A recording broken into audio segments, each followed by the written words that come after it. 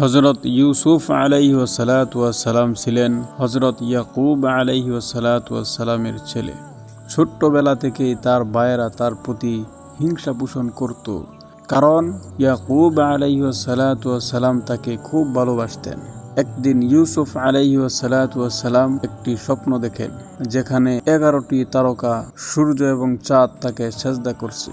ইয়াকুব আলাইহিসসালাম এই স্বপ্নের ব্যাখ্যা করে বললেন যে ইউসুফ আলাইহিসসালামের ভবিষ্যৎ মহিমান্বিত হবে। হযরতে ইউসুফ আলাইহিসসালামের ভাইয়েরা তাকে হত্যা করতে চেয়েছিল, কিন্তু শেষ পর্যন্ত তাকে একটি কূপে ফেলে দেয়।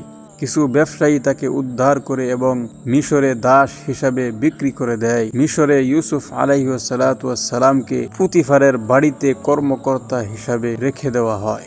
পুতিফারের স্ত্রী জুলেখা ইউসুফ আলাইহিসসালামকে তার প্রতি আকৃষ্ট করতে চেষ্টা করে, কিন্তু ইউসুফ আলাইহিসসালাম আল্লাহর ভয়ে তা প্রত্যাখ্যান করেন। জুলেখা মিথ্যা অপবাদ দিয়ে তাকে জেলে পাঠিয়ে দেন।